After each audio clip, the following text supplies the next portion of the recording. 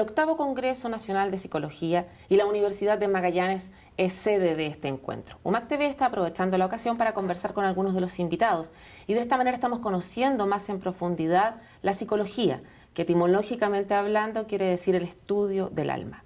Hemos conversado de economía, hemos conversado de aprendizaje.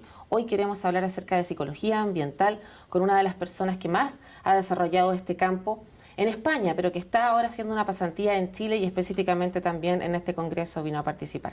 Me refiero a María Américo, española. Bienvenida y muchas gracias por asistir a esta entrevista. Pues muchas gracias por tener la oportunidad de poder hablar de mi área de investigación. ¿Qué es la psicología ambiental? ¿Cómo la definirías de manera muy sencilla y desde cuándo comienza a existir esta área, digamos, de la psicología? Bueno, pues mira, la psicología ambiental estudiaría las relaciones recíprocas que se dan entre las personas y el ambiente sociofísico, llamamos nosotros. Entonces, digamos que cuando hablamos de relaciones recíprocas, estamos hablando de que las personas influyen y modifican el ambiente, y esto pues es bien sabido pues, con todos los problemas de la degradación actual del medio ambiente, ¿no? La contaminación, todos los problemas que están surgiendo fundamentalmente provocados por el comportamiento humano. Pero también la psicología ambiental estudia las influencias que el medio ambiente tiene sobre las personas, ¿no? Y básicamente cuando hablamos de medio sociofísico nos referimos pues, a medio ambiente, digamos que hablaríamos de tres áreas diferentes: el medio construido, medio natural y el ambiente social. Cuando hablamos de medio construido, pues nos estamos refiriendo pues, a los espacios construidos por el ser humano, pues las escuelas, el aula de clase, un hospital, una sala de espera, por ejemplo. Este mismo espacio que estamos compartiendo está influyendo sobre nosotros. Claro. Y nosotros también pues, lo diseñamos conforme a nuestra propia forma de ser, para sentirnos cómodos, confortables. Imprimimos identidad en nuestros espacios. Cuando una persona pues, ve una casa de otra persona, puede inferir ciertas características, por ejemplo, de esa persona por cómo ha decorado ese espacio, sí, ¿no? Entonces, todo este tipo de cuestiones harían referencia al medio construido. Luego también hablamos del medio natural como aquel en el que supuestamente la mano del hombre no ha intervenido, que es un poco, ya no existe realmente espacios naturales. Pero bueno, nos referimos, por ejemplo, pues a la naturaleza, a los animales, los paisajes, cómo podemos alterarlos con nuestro comportamiento y cómo también la naturaleza nos provee también de bienestar, por ejemplo, ¿no? O sea, que siempre analizamos las relaciones recíprocas en un sentido y otro. Y luego estaría el ambiente social, en el que nosotros manejamos el espacio en las situaciones de interacción, ¿no? Entonces, por ejemplo, el espacio que estamos manejando tú y yo ahora, pues básicamente está bastante estandarizado conforme al rol que estamos desarrollando. Sí. Pues una entrevista formal, etcétera, ¿no? Si nos acercáramos, pues probablemente sentiríamos incómodo mutuamente porque el espacio estaría, digamos, no estaría determinando correctamente el rol. Entonces, en función del contexto, de la situación de interacción, manejamos el espacio para definir esa interacción social, ¿no?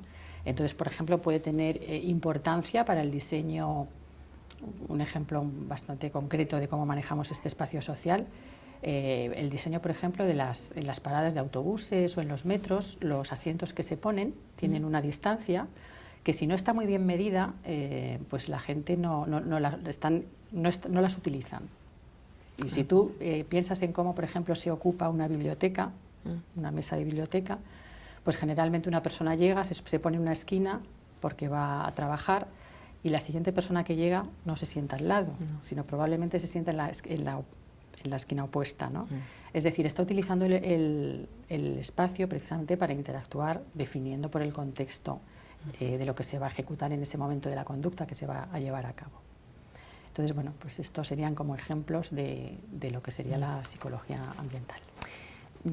Seguro que para ti suena muy obvio, pero ¿para qué sirve en el fondo estar consciente de esta parte de nuestro comportamiento? Pues vamos a ver, mira, yo te podría comentar, por ejemplo, concretamente pues de los aspectos que yo más he investigado y haciendo referencia a estos tres tipos de ambientes, ¿no? Pues por ejemplo, mira, yo realicé mi tesis doctoral sobre temas de satisfacción residencial. Entonces investigué cómo los diseños de las viviendas públicas para las personas que necesitan una vivienda y el Estado les provee de esta vivienda porque el Estado, o sea, digamos que el salario que ganan, etcétera, o que viven en chabolas, no sé cómo lo llaman en Chile, en infravivienda, entonces el Estado les ubica en casas, ¿no? Pero muchas veces las casas las diseñan los arquitectos, ¿no? Los barrios los planifican los urbanistas, geógrafos, etcétera, pero muchas veces no tienen en cuenta las personas que viven, no tienen en cuenta que los gustos o las preferencias o las distintas formas de entender el ambiente de las personas que van a vivir ahí. Entonces yo concretamente, pues un ejemplo que ponía el otro día en mi intervención, unas casas que en Madrid, que se llaman las casas de la M30 porque dan a una vía de circunvalación con mucho tránsito.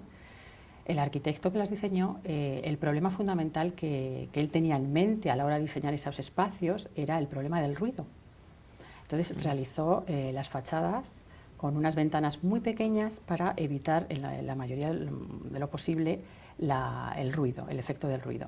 Pero la gente que vivía en esas casas, que eran viviendas públicas y por tanto de muy bajo estatus socioeconómico, lo que querían eran amplias ventanas para asomarse y ver los coches pasar. Entonces cuando tuvieron que habitar en esas casas, no querían, ellos preferían estar en su infravivienda, en su chabola, porque aquello les parecía como estar enjaulados, ¿no? Y no querían, a pesar de que tenían condiciones físicas objetivas muy óptimas, como agua corriente, calefacción, que no tenían en su anterior ubicación, ¿no? Entonces muchas veces los arquitectos diseñan pensando en sus propias en sus propias percepciones, pero no pensando en las personas que van a residir en esos espacios. Entonces yo creo que ahí el psicólogo pues tiene un papel importante, quizás pues para hacer de intermediario, por ejemplo, entre el arquitecto y el usuario, ¿no? A la hora de diseñar un espacio, para que precisamente se conforme a las necesidades de las personas que los van a utilizar, ¿no? ¿Y eso se está utilizando mucho en España ahora? Pues no. ¿No? No, yo, por ejemplo, ahora venía de una mesa en la que se hablaba del rol del psicólogo social. Se quejaban el público, los alumnos asistentes, ¿no? De que realmente planteamos muchas investigaciones que son muy interesantes, pero luego no se ven un poco en la vida real, ¿no? Por ejemplo, una de las intervenciones tenía que ver con el tema del prejuicio del género, entre hombres y mujeres, ¿no? Que sí, que realmente cuando a la gente pregunta si los hombres y las mujeres deberían ser iguales, por supuesto que todo el mundo... Claro. Nadie es prejuicioso en ese sentido, todos tenemos clarísimo que los hombres y las mujeres deberían ser iguales, pero luego no se constata la realidad, ¿no? Y hay problemas pues es obvio que las mujeres no ocupan determinados puestos directivos, etcétera, ¿no? Hay una discriminación clarísima en el ámbito laboral, por ejemplo, ¿no?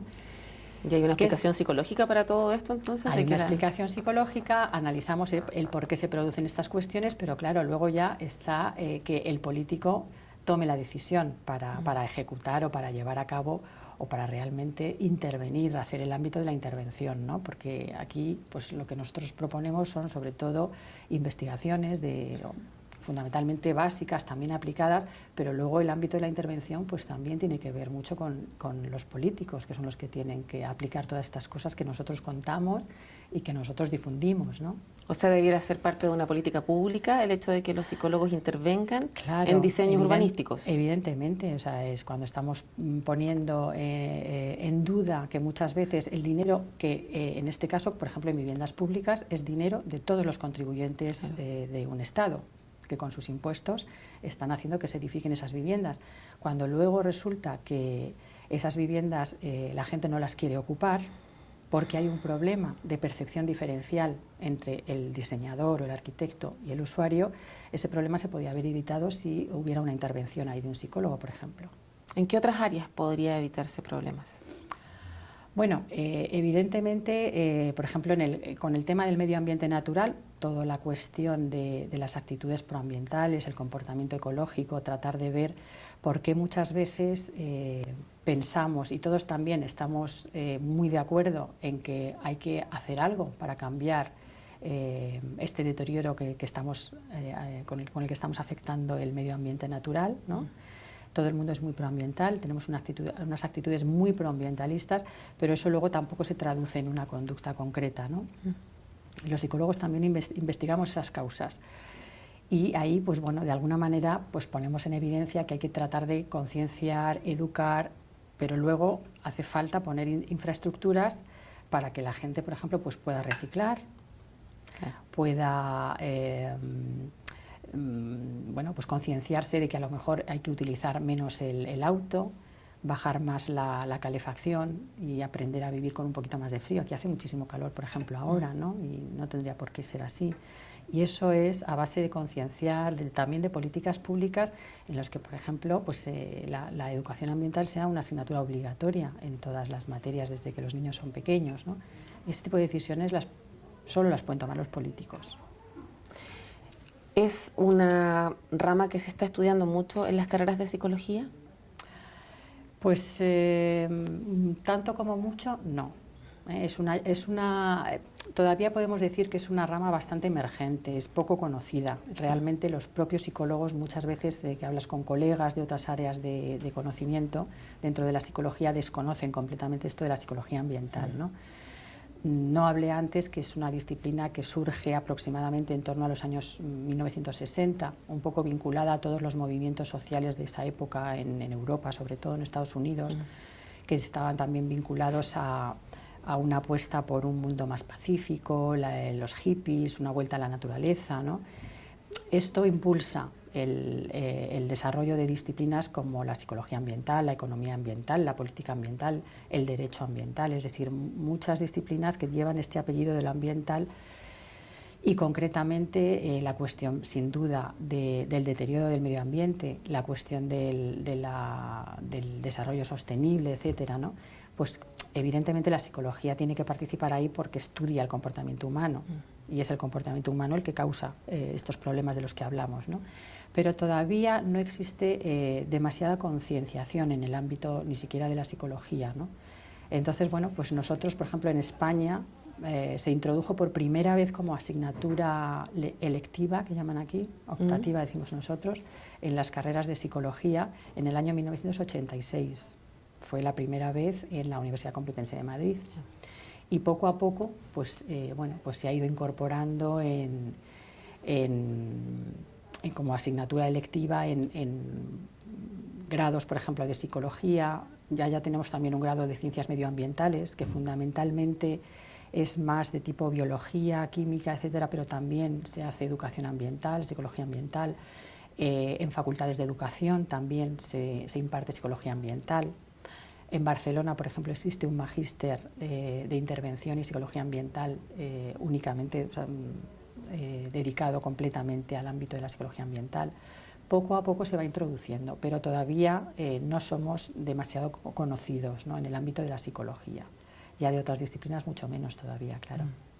Ahora, con la conciencia que escasea de pronto en países donde hay mayor responsabilidad a la hora de medir el nivel de contaminación que tiene este planeta, de todas maneras, si hubiera tal vez más conciencia de la psicología ambiental entre las otras personas o entre los otros países que en realidad no inciden tanto, tampoco habría un gran cambio a nivel planetario, ¿no?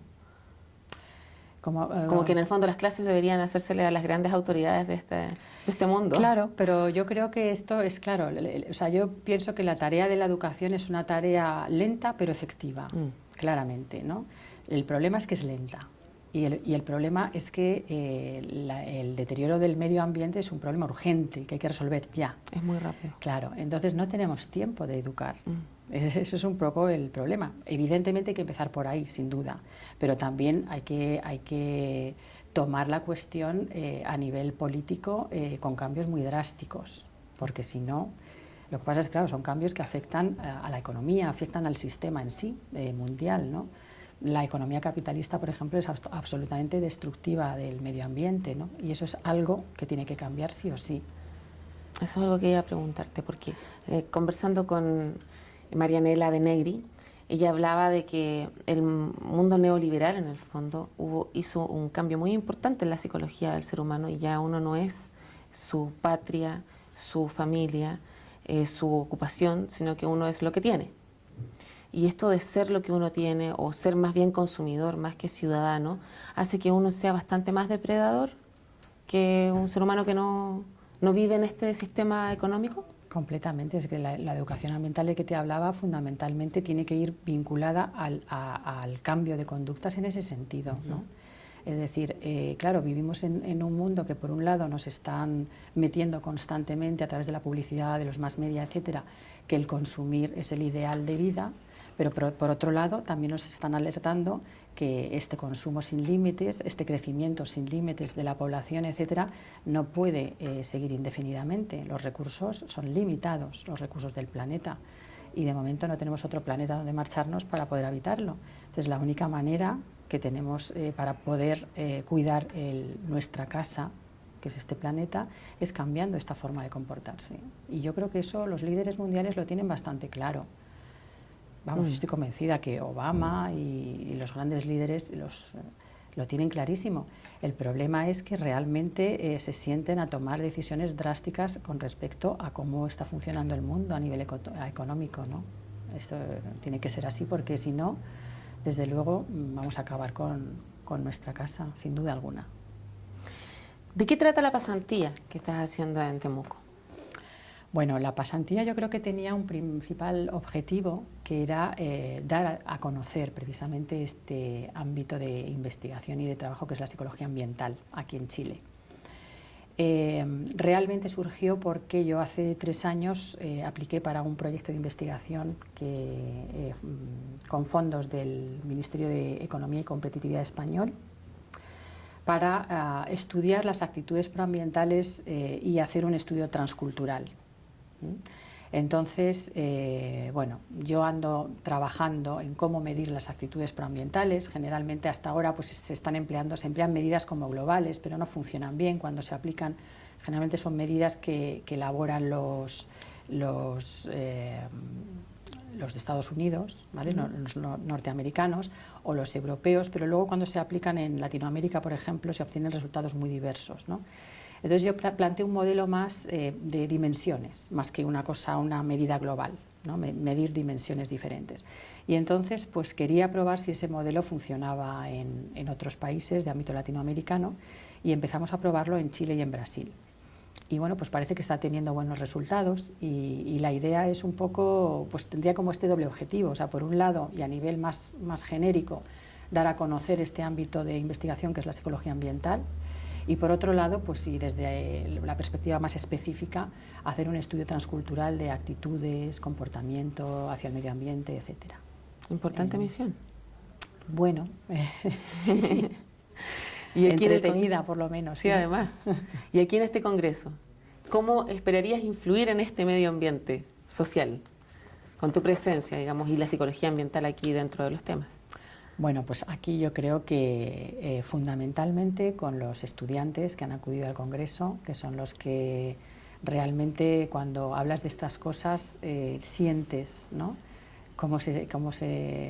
Bueno, que les nunca han oído hablar de estos temas y de repente se encuentran como fascinados, ¿no? Por investigar, y entonces para mí simplemente la idea de poder motivarles a trabajar en este ámbito sería más que satisfactorio, ¿no? Para mí.